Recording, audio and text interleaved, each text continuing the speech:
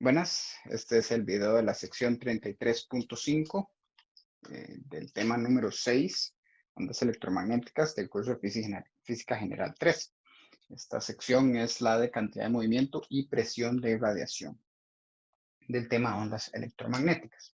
Entonces, en temas o secciones, perdón, anteriores estábamos hablando sobre lo que son la definición de estas ondas electromagnéticas que tienen que ver con los campos eléctrico y magnético que se están moviendo en el espacio y que se les puede asignar una energía a estas ondas, ¿sí? Ellas transportan esta energía a través de ese espacio.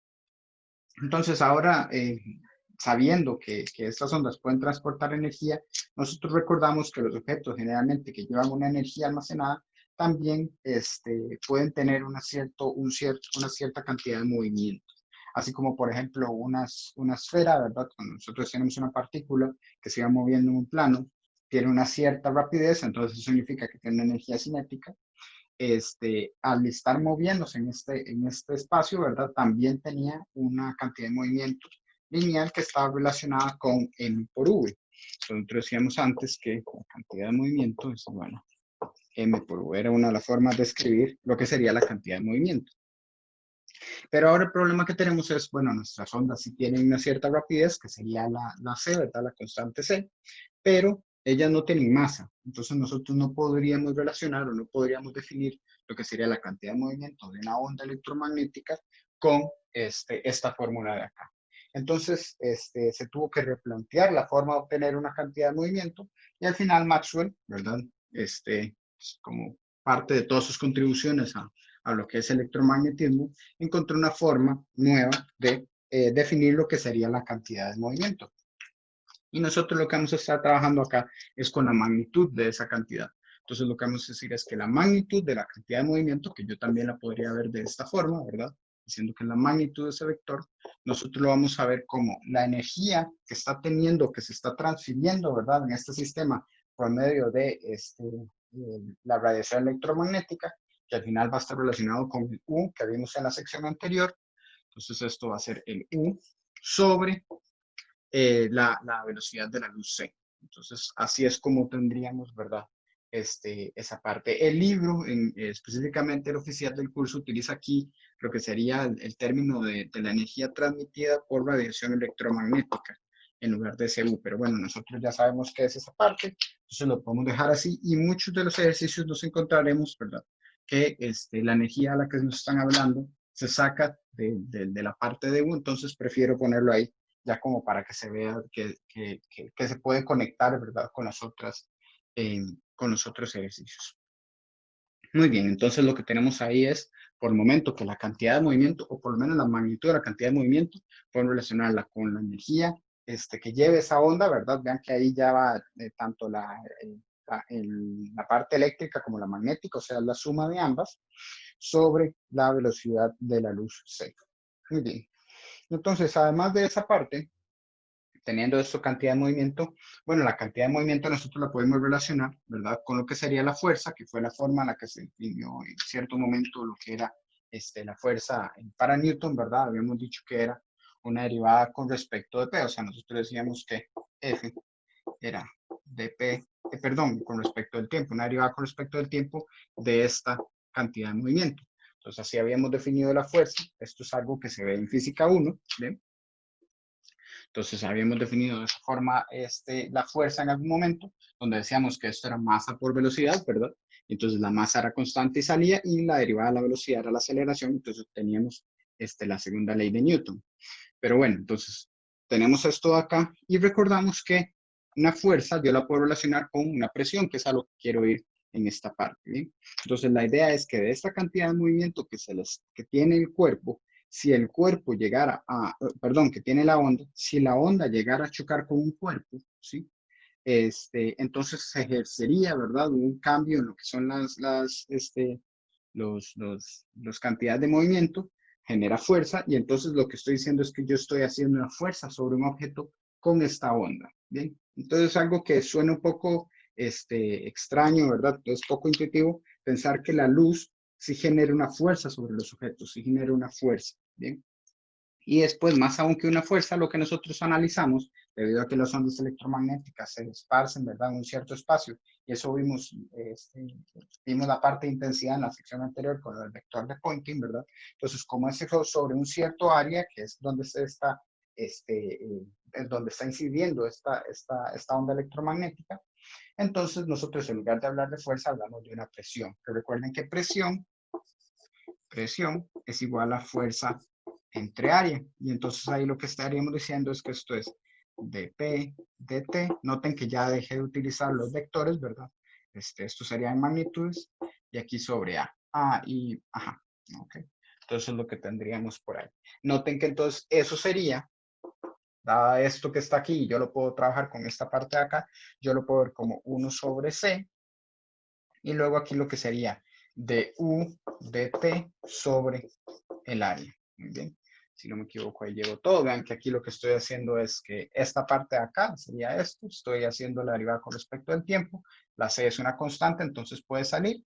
Y aquí lo que estoy dejando es la derivada de la energía, ¿verdad? Que espero que ahí esté cambiando en el tiempo. Entonces, ¿qué era la derivada de U respecto de T sobre A? O sea, todo este término que está por ahí. Este término que voy a encerrar acá. Esto de aquí es lo que nosotros podemos relacionar con el vector de Poynting, o por lo menos la magnitud, ¿verdad? Aunque esto es una magnitud, entonces sería la magnitud de el vector de Poynting, o lo que también llamamos, ¿verdad? O que está relacionado directamente con lo que sería la intensidad. Muy bien, entonces al final lo que estamos obteniendo por ahí es que la presión, nótese la diferencia, y voy a hacerla por acá, ¿verdad? La presión. Nótese la diferencia entre la cantidad de movimiento, que es una P minúscula, y que generalmente puede ser un vector, ¿verdad? Aquí lo que estoy sacando la magnitud, y lo que es la presión, que está hecho con una P mayúscula, ¿verdad? Y que esa, pues sabemos que como es una fuerza entre área, no es algo que tenga una cierta dirección, pues la presión se puede aplicar sobre un cuerpo de varios puntos, y si es un cuerpo, por ejemplo, que no es regular, ¿verdad? No es un plano, entonces pues llevaría varias direcciones, entonces no puede ser un vector, ¿verdad? No lo consideramos un vector. Bien. Entonces al final lo que tenemos es que la presión es igual a S sobre C. Esto, perdón, aquí, no es C. Muy bien. Eso es lo que tendríamos ahí para la parte de la presión. Entonces, todo esto que he hablado hasta el momento, donde nosotros decimos que, vamos a ver, que la cantidad de movimiento es U sobre C y que la presión es S sobre C, esto se da para cuando la colisión con este objeto, o cuando las ondas inciden sobre este objeto, el objeto las absorbe, ¿okay? Absorbe toda la energía que pueda traer el sistema. Entonces lo que va a pasar es que no hay reflexión, ¿verdad?, de estas ondas. Entonces las ondas quedan ahí y entonces como que esa cantidad de movimiento que llevaba el sistema, ¿verdad?, se le transfiere directamente o que llevaban las ondas, se le transfiere directamente al cuerpo, lo absorbe. ¿Bien? Entonces, ¿qué tipo de objetos absorben completamente las ondas electromagnéticas? Bueno, en física 2 se había hablado del cuerpo negro, que es un objeto que absorbe, ¿verdad?, todo lo que sería la luz y también la puede emitir completamente. Entonces, ese tipo de materiales como el objeto negro, que al final es algo ideal, ¿verdad?, son las que tendrían este tipo de fórmulas o este tipo de razonamiento. Ahora vamos a ver qué pasa cuando el objeto más bien lo refleja por completo. ¿Sí? ¿Qué pasa si yo lo que hago es que hago la onda incidir, pero la onda se ve reflejada por un reflector ideal, ¿verdad? Entonces, en el caso de un reflector ideal, lo que esperamos es, bueno, noten que aquí nada más hay una transferencia, ¿verdad? Y entonces, como la onda queda ahí, nada más, y pues lo que llevaba antes es lo que se puede quedar el objeto, ¿verdad?, el que se le está aplicando.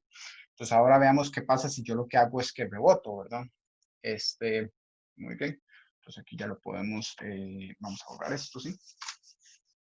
Entonces cuando yo tengo un objeto que lo que hace es reflejar la onda que yo estoy incidiendo sobre él, entonces yo lo que espero es que pues estoy dándole, ¿verdad?, a esta onda que antes tenía una cierta velocidad en una dirección, y yo lo que estoy haciendo es que le estoy dando una velocidad completamente contraria. Yo lo que espero entonces es que haya como uno de estos choques donde los dos objetos, ¿verdad?, rebotaban. Entonces la idea es que como yo le estoy dando una cantidad de movimiento hacia la dirección contraria, en lugar de quedármela yo, sino que más bien le estoy aportando una dirección contraria, entonces yo tengo que quedarme con una cantidad de movimiento que iba en aquella dirección mucho mayor. Entonces, por ejemplo, veámoslo así. Si yo lo que tenía era una partícula que chocaba con otra y después las dos se movían hacia la misma dirección, entonces yo esperaba que nada más fuera una transferencia, ¿verdad?, de lo que sería esa cantidad de movimiento. Entonces esto debería ser exactamente igual a esto. ¿Okay? Lo que estoy diciendo entonces es que esta parte de acá se transfirió acá. Simplemente, entonces la otra partícula lo que va a hacer es que va a quedar quieta. Muy bien. O, bueno, en el caso de que fueran juntos, ya eso sería un poco distinto, pero la idea es que nada más hay una transferencia ahí y el dato quedaría igual. Pero en el caso en el que yo llevo una partícula, perdón, más bien voy a borrar aquí esto, voy a dejarlo así. Y donde yo más bien lo que hago es que esta misma ahora vaya en aquella dirección, significa que lo que tiene que cancelarse, ¿verdad? Para que al final tengamos el mismo resultado, lo que me dice es que esta partícula entonces va a tener que llevar el doble, ¿verdad? ¿Eso por qué? Porque de nuevo, la suma de esto más esto tiene que ser igual a esta parte de acá. Eso es lo que pasaba en la parte, digamos, donde habían colisiones de objetos físicos. Bueno, algo muy parecido estaría pasando acá, ¿verdad? Si yo lo que tengo es que la onda, ahora ya no siendo una partícula, sino que la onda incide y luego lo se devuelve, entonces yo necesito que la cantidad de movimiento que le quede hasta a lo que es el objeto, ¿verdad?, contra el que yo estoy chocando, contra el que está la onda incidiendo, quede con una cantidad de movimiento mayor, el doble, precisamente. Entonces, si antes yo lo que decía era que la onda andaba, o la onda llevaba una cantidad de movimiento, ¿verdad? Perdón, esto era magnitud ya, esto ya no tenía aquí.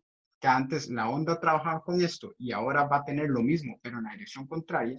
Yo lo que sé entonces es que la magnitud de lo que le está quedando al otro, del objeto al que le estoy incidiendo, tiene que ser el doble. Entonces yo lo que tendría ahí para reflectores, ¿verdad?, ideales, para cuando hay una reflexión ideal, o sea, perfecta, se refleja completamente la onda, entonces yo lo que me quedo es con el doble de la cantidad de movimiento. Muy bien, entonces ahí iría S2.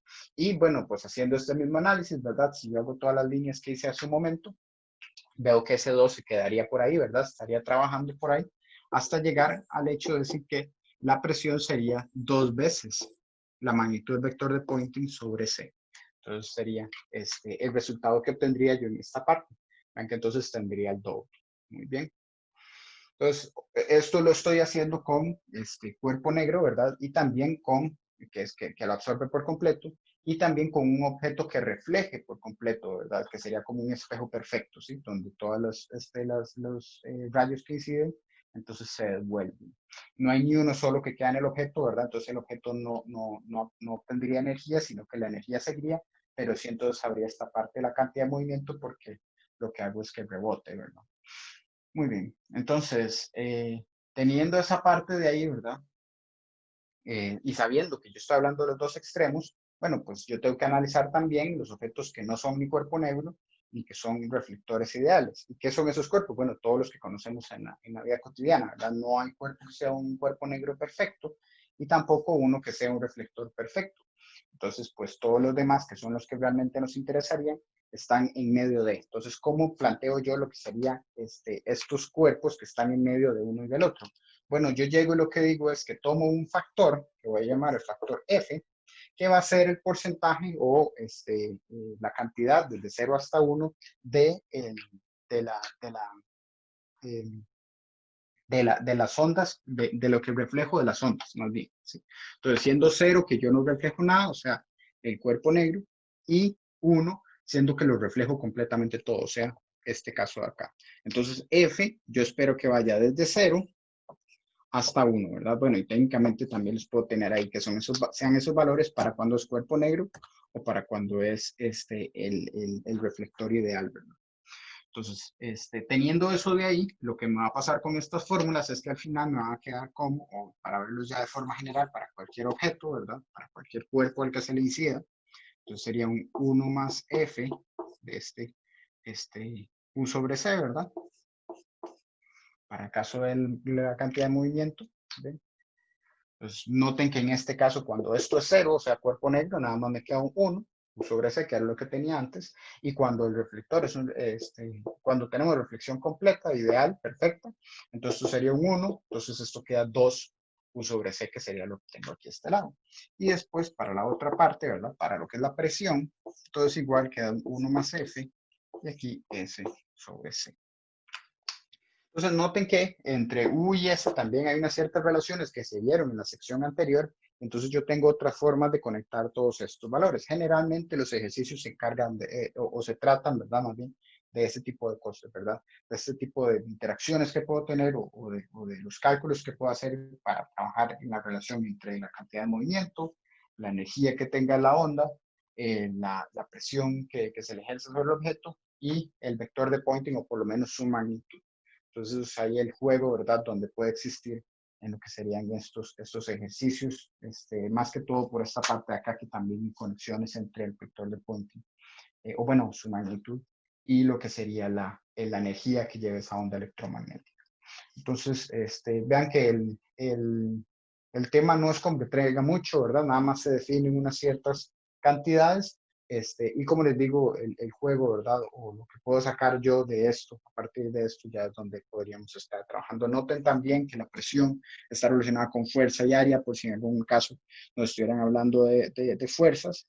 El área, vean que también se relaciona con el vector de Poynting, porque bueno, ustedes saben que el vector de Poynting final, la magnitud o el valor promedio, se relaciona con la parte de intensidad y la intensidad también tiene que ver con área. Entonces vean que existen muchas formas, ¿verdad?, de trabajar esta parte o por lo menos de relacionar términos y eso lo van a estar viendo en los ejercicios.